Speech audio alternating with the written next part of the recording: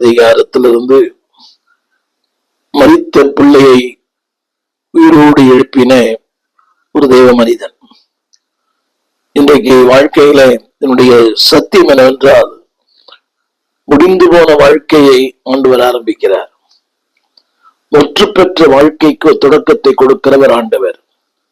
இன்றைக்கு அனைவருடைய வாழ்க்கையில் எல்லாமே முடிந்தது, இனி ஒன்றுமே இல்லை நினைக்கிற உங்கள் வாழ்க்கையில தேவன் ஒரு ஆரம்பத்தை கொடுக்க விரும்புகிறார். இந்த செய்தி கேட்கிறீர்கள் யாரானாலும், எல்லாமே முடிந்தது, என்னை பார்த்து நகைத்தனர். ஆனாலும் அவருடைய இரக்கம், அவருடைய தயவு, அவருடைய காருண்யம் ஒரு நாள் உங்களை கைவிடுவதில்லை. இந்த நாளின் செய்தி என்னவென்றால், ஆண்டவர் ஒரு மனிதனை பயன்படுத்த வேண்டும் என்றால் இங்கே எலிசாவை தேவன் பயன்படுத்தினார். செத்து போன ஒரு பிள்ளையை எலிசா உயிர்ப்பித்தார்.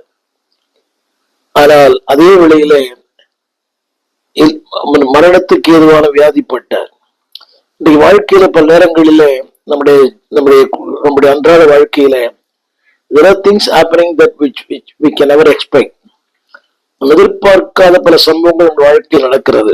இன்றைக்கு முடிந்து போன வாழ்க்கையை ஆரம்பிக்கிறது எப்படி என்பதை குறித்து ஒரு 7 குறிப்புகளை எழுதிய புஸ்தகம் 4ஆம் அதிகாரத்திலிருந்து உங்களோடு நான் பகிர்ந்து கொள்ளும்படி விரும்புகிறேன். வேதம் இருக்குமானால் எங்களோடு நீங்களும் இந்த தியானத்தை நீங்கள் பகிர்ந்து கொள்ள அன்பாய் கேட்கிறேன். எங்களுடைய செய்தியுடைய தலைப்பு அன்பாவுடைய இது சத்திய தியானத்தின் வார்த்தை. அதிகமாக வேதத்தை மட்டுமே நாங்கள் பேசுகிறோம், வேதத்திற்கு புறம்பே எதுவும் பேசுவதில்லை. எனவே திருமறை தியானம், எனவே இந்த திருமறை தியானத்திற்கு அன்போடு அழைக்கிறோம். என்னுடைய செய்திகளை கேளுங்கள். எனக்குரிய 7000க்கு மேற்பட்ட செய்திகளை இந்த ஊடகத்திலே தேவ கிருபையினாலே தேவ தயவினாலே பதிவேற்றம் செய்ய ஒன்று இரக்கம் பாராட்டியிருக்கிறார். ஆனாலும் தொடர்ந்து பேசிக்கொண்டே இருக்கிறோம்.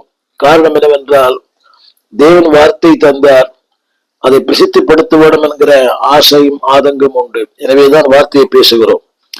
இதனாலே 2 புஸ்தகம் 4ஆம் அதிகாரம், அந்த பிள்ளை வாக்குத்தத்தம் பண்ணப்பட்ட பிள்ளை அது. ஆனாலும் அந்த பிள்ளை செத்து போயிற்று.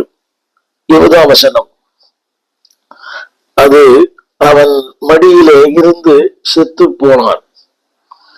கவனிக்க வேண்டும்.